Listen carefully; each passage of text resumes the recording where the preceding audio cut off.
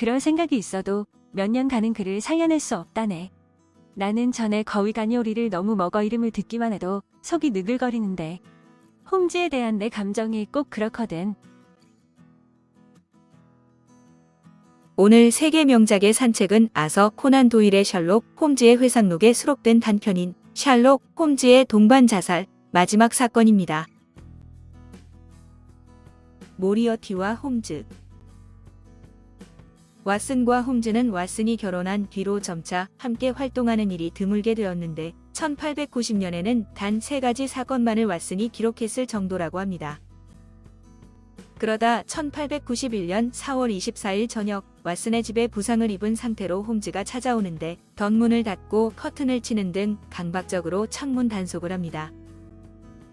오는 길에 몇 번 습격을 받았는데 마차에 치여 죽을 뻔하고 벽돌에 맞아 죽을 뻔도 하고 건달패와 몸싸움 끝에 빠져나왔는데 그 여파로 손을 다쳐 피를 흘리고 있었습니다.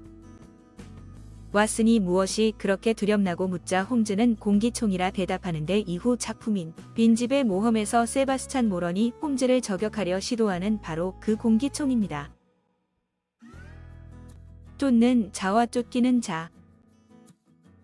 범죄의 나폴레옹이라고 불리는 모리어티 교수와 그 일당을 완전히 무너뜨리기 위해 홈즈는 목숨을 걸고 중요한 증거물을 경찰에 넘기지만 모리어티 교수는 부하를 보내 홈즈를 죽이려 합니다. 홈즈는 친구인 왓슨을 데리고 외국으로 피신을 하는데 왓슨은 홈즈의 당부대로 마차를 타고 기차역으로 갔고 기차에서 홈즈를 만납니다. 그러나 모리어티를 따돌리기 위해서 중간에 내려 다른 기차로 갈아타고 유럽으로 건너갔는데 도피하던 첫날 왓슨을 기차역까지 태워준 마부는 마이크로프트 홈즈였다고 합니다. 홈즈의 형인 마이크로프트는 움직이기 싫어하고 다니던 곳을 벗어나는 일도 드문데 그가 새벽에 일어나 마차를 몰아 왓슨을 태워줬다는 것은 동생과 동생 베프를 각별하게 생각하는 것입니다. 이윽고 문이 모두 닫히고 기적이 울렸다. 그때였다. 왓슨 군, 자네 어째 인사도 안 하지? 나는 깜짝 놀라 소리나는 쪽을 돌아보았다. 늙은 신부가 나를 보고 있었다. 그런데 이게 어찌된 일인가. 그 늙은 신부가 눈 깜짝할 사이에 주름이 없어지고 쭉 늘어져 있던 코는 위를 향하고 흐릿하던 눈동자는 샛별처럼 총총히 빛나고 구부정하던 허리도 꼿꼿이 바로 펴지는 게 아닌가. 그러나 다음 순간 그 모습은 연기처럼 사라져 버렸다. 나타날 때와 같은 속도로 홈즈가 다시 사라진 것이다. 홈즈는 어디로? 벨기에를 거쳐서 프랑스, 스위스로 간 홈즈 일행은 모리어티가 이끄는 조직이 스코틀랜드 야드에 의해 와해되었지만 정작 두목인 모리어티 교수는 놓쳤다는 연락을 받게 됩니다. 그리고 셜록 홈즈가 제임스 모리어티와 함께 폭포 아래로 떨어지는데 재미있게도 황금가지 번역본에서는 첫 번째 장부터 홈즈가 폭포에 떨어지는 사파가 나옵니다. 5월 4일에 홈즈와 왓슨은 스위스 마이링겐에 도착하고 라이헨바흐 폭포를 거쳐서 로젠나우이 마을로 가게 됩니다. 모리어티 교수는 왓슨을 홈즈에게 떼어놓으려고 두 사람이 폭포에 도착했을 때 하수인을 통해 마이링겐의 호텔에서 영국인 부인이 갑자기 각혈을 해서 의사의 도움을 요청한다는 가짜 편지를 보냅니다. 왓슨은 호텔로 돌아왔다가 호텔에서 그것이 모략이라는 것을 알자 급히 라이헨바흐 폭포로 돌아가지만 그곳에 남아있는 것은 홈즈의 지팡이와 홈즈가 왓슨에게 남긴 편지뿐이었습니다. 신야는 왓슨에게 모리어티 교수의 배려로 몇 자 적네. 교수는 지금 우리 사이의 문제에 대한 마지막 토론을 앞두고 나를 기다려주고 있네. 그는 내게 영국 경찰을 따돌린 방법을 간단하게 설명해줬고 나는 그에게 우리가 이동한 경로에 대해 말해주었네. 이야기를 듣고 보니 역시 교수의 능력은 높이 평가할 만하더군. 나는 지금 우리 사회가 더 이상 그의 존재로 인해 고통당할 일이 없을 거라고 생각하고 몹시 기뻐하고 있네. 물론 그것은 희생에 따른 일이고 그 때문에 내 친구들, 특히 친애하는 왓슨 자네가 고통을 겪긴 하겠지만 말야. 하지만 이미 설명했다시피 어찌됐든 나는 기로에 섰고 그리고 그 어떤 결말도 이보다 더 마음에 들지는 못할 걸세. 솔직히 말하면 난 마이링겐에서 온 편지가 속임수라는 걸 알았지만 일이 이런 식으로 전개될 줄 알았기 때문에 자네를 마을로 떠나보낸 것일세. 패터슨 경감한테 일당의 유죄를 입증하는 데 필요한 서류는 서류꽂이 엔칸의 모리아티라고 씌어진 푸른 봉투 속에 넣어두었다고 전해주게. 나는 영국을 떠나기 전에 재산을 전부 정리한 다음 마이크로프트 형에게 넘겨주고 왔네. 부인에게 인사 전해주게. 그리고 이 사람아, 잊지 말게. 나는 자네의 진정한 벗이라는 것을. 셜록 홈즈. 전문가의 조사에 의하면 홈즈와 모리어티 교수는 폭포 아래로 떨어졌을 것이라는데 에필로그까지 적은 뒤 왓슨이 마지막으로 홈즈는 언제나 최고의 친구로 남을 것이라며 홈즈를 그리워하면서 끝이 납니다. 덧붙여 초반부의 이 이야기는 두 사람의 실종 2년 후 존 왓슨이 발표한 셜록 홈즈의 마지막 사건에 관한 기록이라고 되어 있습니다. 원래 왓슨은 조용히 묻어두려고 했지만 모리어티의 형이 자신의 동생은 결백하다며 일방적으로 홈즈를 악한으로 모는 책을 쓰자 반발해서 내막을 쓴다고 도입부에 기록하고 있습니다. 처음으로 홈즈와 알게 된 주홍색 연고부터 오늘날 해군 조약 문서까지 홈즈와 함께 겪은 온갖 일을 사실 그대로 적어왔다. 그러나 그 뒤로는 쓰지 않기로 하고 이번 사건에 대해서도 한마디도 하지 않으려고 했다. 왜냐하면 이번 사건 때문에 내 인생에는 큰 구멍이 뚫렸고 그 구멍은 2년이라는 긴 시간이 흘러도 메울 수가 없었기 때문이다. 그러나 요즘에 와서 제임스 모리어티가 죽은 동생을 변호하는 편지를 세상에 알렸기 때문에 나는 가만히 있을 수가 없어 모든 걸 알리기로 마음먹었다. 진상을 자세히 알고 있는 사람은 나뿐이고 그 진상을 숨긴다 해도 아무런 소용이 없다는 생각이 들었기 때문이다. 루시안입니다. 그럼 제가 작가와 소설의 뒷이야기를 들려드리도록 하겠습니다.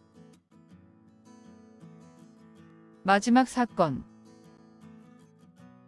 셜록 홈즈 시리즈 중에서도 가장 유명하다고 할 수 있는 단편으로 1894년에 출간한 두 번째 단편 모음집 셜록 홈즈의 회상록에 수록되어 있습니다. 셜록 홈즈와 그의 유명한 숙적인 제임스 모리어티 교수의 대결을 그리고 있는데 말만 숙적이지 셜록 홈즈를 퇴장시키기 위한 일종의 수단으로서 갑자기 나온 캐릭터에 불과합니다. 1894년 스트랜드 매거진에 처음으로 발표되었고 셜록 홈즈의 회상록에도 실린 이 단편 소설은 말 그대로 엄청난 파문을 몰고 왔습니다. 일단 스트랜드 매거진은 수천 명의 독자가 구독을 취소하는 바람에 큰 손해를 받고 작가는 5천만 파운드를 받고 셜록 홈즈의 부활을 요청받게 됩니다. 런던 시민들은 홈즈에 대한 조의를 표한다고 검은 리본을 하고 다녔으며 대낮에 보란듯이 코난 도일의 집 앞에서 셜록 홈즈의 장례식을 치러준 사람도 나왔습니다.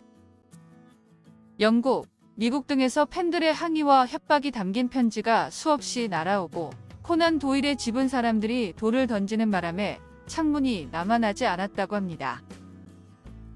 이 시기 코난 도일은 공원을 산책하다가 검은 상장을 단 노부인에게 양산으로 얻어맞을 뻔하기도 했으며 심지어 코난 도일이 홈즈를 죽였다고 소송을 준비한 사람도 있었다고 합니다.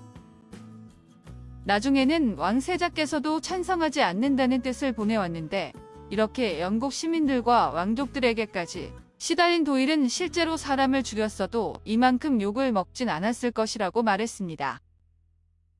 이 와중에 자기 어머니에게 고충을 토로하는 편지를 썼는데 답장의 내용은 "그래, 그랬구나 아들아. 그런데 홈즈는 왜 죽였니?" 였다고 합니다. 코난 도일의 어머니는 전에도 코난 도일이 홈즈를 죽여버릴까 생각 중이라는 편지에 절대 그러지 말라고 얘기했었고 도일이 워낙 쓰기를 싫어하자 작품 하나의 소재를 제공해 주기도 했답니다. 도일은 사실 추리나 범죄보다는 역사에 더 관심이 있었는데 수많은 사람들이 추리 소설만 계속 쓰라고 재촉해 불만이 많았는데 본인은 심심풀이로 쓴 것이라는 작품 덕분에 오늘날까지 유명해진 것이죠. 그럼에도 불구하고 코난 도일은 홈즈를 되살릴 생각이 없다며 고집을 부렸는데 사파를 보면 홈즈가 모리어티를 밀치는 게 아니라 작정하고 함께 죽으려는 듯 양손으로 껴안고 있습니다. 반면 부활한 이후의 이야기인 빈집의 모험에서는 정체불명의 무술인 바리치를 써서 교수의 팔을 뿌리쳤다고 나오는데 밀치고 자기만 살아남았다고 해도 말이 되긴 합니다.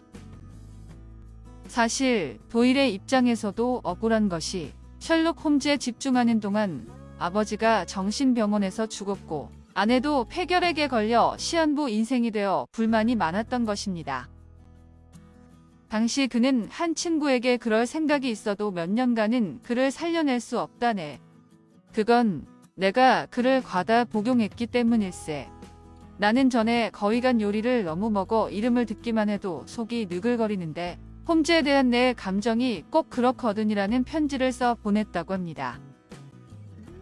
하지만 혼자서 전 세계를 상대로 싸울 수는 없었던 도일은 성화에 모시겨 결국 항복하고 마지막 사건 이전 시점이라는 전제하에 바스커빌가의 개라는 장편 홈즈 시리즈를 써내게 됩니다.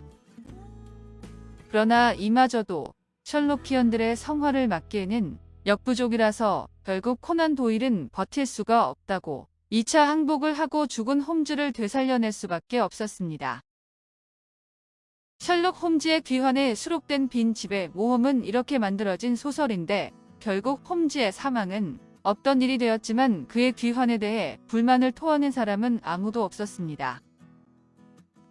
이 소설의 무대가 된 스위스의 와이링겐은 유명한 관광지가 되었는데 현지에는 박물관과 기념판, 셜록 홈즈의 동상, 그리고 셜록 홈즈와 제임스 모리어티가 추락했던 바위도 보존되어 있습니다. 현장에서 사진을 촬영할 수 있도록 준비되어 있는데 직접 폭포에 찾아와서 울고 가는 셜록키언도 있고 아예 코스튬 플레이도 하고 상황을 재현하는 셜록키언도 있다고 합니다. 이 소설이 나온 것을 가장 좋아하는 사람들은 아마도 이 동네 사람들일 것 같은데 스위스 관광청에서도 셜록 홈즈와 연관지어 마이링겐 관광을 소개하고 있을 정도입니다. 이 작품을 모티브로 한 동명의 국내 창작 뮤지컬이 2021년에 초연을 했는데 도일이 홈즈에 가려 다른 작품들이 주목을 받지 못하자 홈즈를 죽이기로 결심하고 이 작품을 쓰는 과정을 다루었습니다. 아서 코난 도일 1859년 스코틀랜드의 에든버러에서 태어난 아서 코난 도일은 에든버러 대학에서 의학을 공부하여 의사가 되었고 배를 타고 세계 곳곳을 돌아다니다 다시 영국으로 돌아와 병원을 차렸습니다.